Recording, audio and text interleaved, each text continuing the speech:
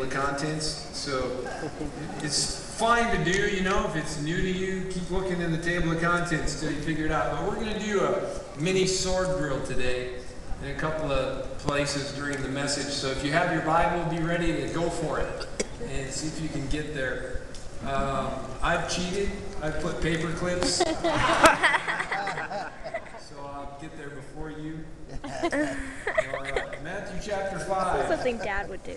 This is a Sermon on the Mount of Jesus, and stood on that site where he said these words, and we read them recently, so I can still picture that.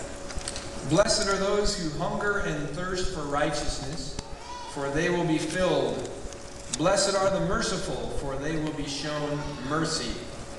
Blessed are the pure in heart, for they will see God. These are the three attitudes, beatitudes, that Jesus taught that we're focused on today. Hungering and thirsting for righteousness, being merciful, and having a pure heart. So it's all about heart issues.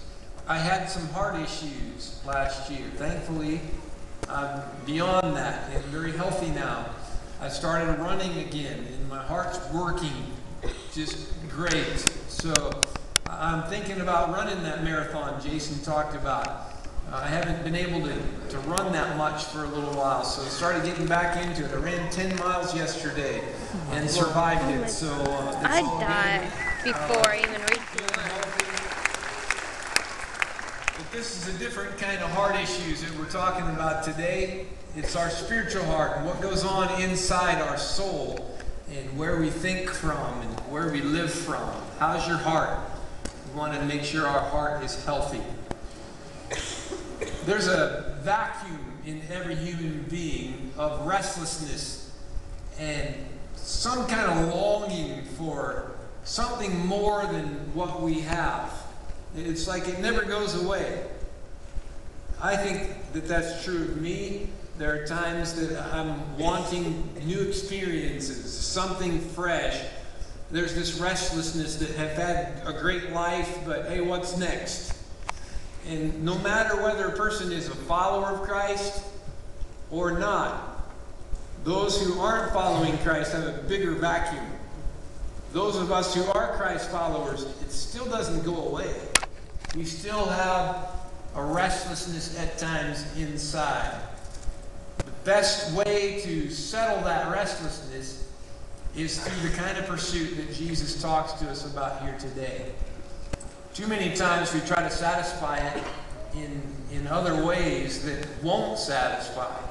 Like I think sometimes if I can just get the best vacation, you know, we've been to Hawaii, I don't know, maybe 4 times in our life, something like that, over 31 years of marriage. We went on our honeymoon, and then I think we might have been 3 times or something like that since. Never often enough, you know. Once you've been, you kind of want to go back. And I think about that. I get restless for that kind of vacation like that. So sometimes you get it planned. It could be months away, and you think it's never going to get there. All of a sudden, it's getting closer, and you start getting amped up and ready for that. And then the day comes, and you go, and it's like awesome. And that restlessness kind of settles, and you feel like, you know, I'm in paradise, and this is what I expected, and it's awesome. About halfway through, there's this halfway point where it goes like, man, it's halfway done. I've got less left than I've had. And it's like the last few days, you know, 2-3 days aren't even fun because it's like thinking it's almost over. Please don't be over. Yeah, that's and the restlessness returns, and then you got to go back home, and all of that expectation and hope for that vacuum to get filled, it was so temporary. It's like, where'd it go? Now I need a vacation from my vacation because I'm like depressed. I have to go back to work again. The restlessness, you know, it gets satisfied for a few moments and then boom, it vanishes, and that restlessness returns again. Some people, you know, try to satisfy it in really unhealthy ways. It feels good in the moment, like if we can just get certain substances, you know, it numbs the pain. And there's all kinds of addictions that exist in our world, most of which are trying to satisfy that hole inside, that vacuum, that restless feeling. There has to be something to satisfy it. And so for a moment, this substance might, but then we need more, and pretty soon it's an addictive behavior, and it takes over our world, and it never fills up the longing. It only gets worse. There's so many different things that we kind of go after to fill that emptiness up. Jesus teaches us, if we could just get a hold of this, because I've known this all my spiritual journey pretty much, and had this teaching so clear. Yet no matter how long we've been even walking with Jesus, it seems like we can't have enough reminders to remember what really matters and try to keep coming back to that place of being on track with God. I have a personal life coach that helps me. I talk to a couple times a month for about a half hour on the phone.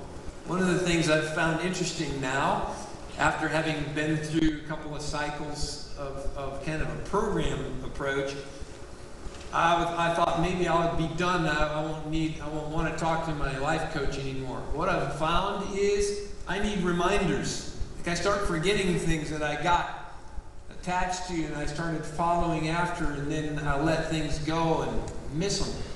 So that's what we're here for today. It's like a just healthy reminder about what will fill up the restlessness inside, what really matters. It's doable. We can succeed spiritually. So righteousness is the thing that we need to seek after. Let's look at Isaiah chapter 55. It says the same thing Jesus said in kind of a unique way. Similar way. Isaiah 55 in verse 1.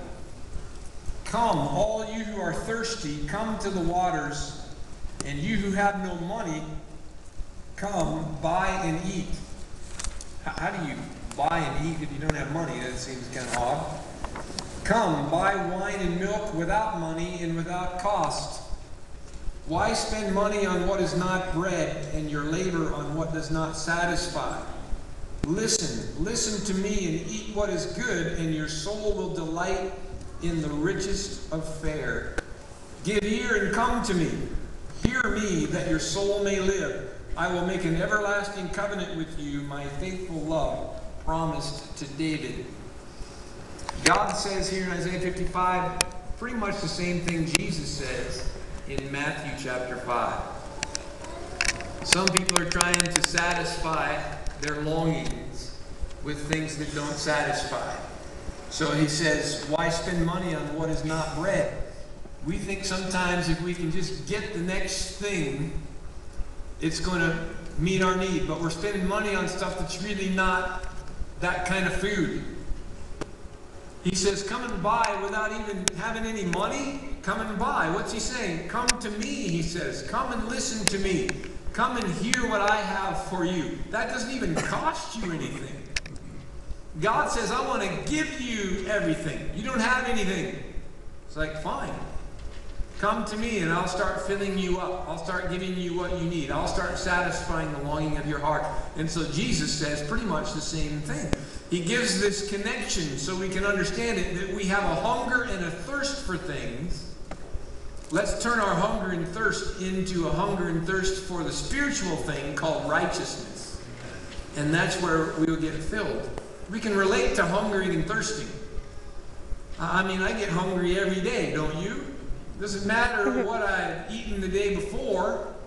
I've had some days where I ate so much and got so full I wasn't even comfortable. And I thought after that meal, I think I'm not going to need to eat for maybe 3 days. I feel totally like I won't want to. And the next morning, I'm ready. I get hungry and thirsty every day. And I think Jesus is trying to help us to make that connection. Just like you get hungry and thirsty for physical food, it's a daily grind. Have that kind of daily hunger and thirst for me.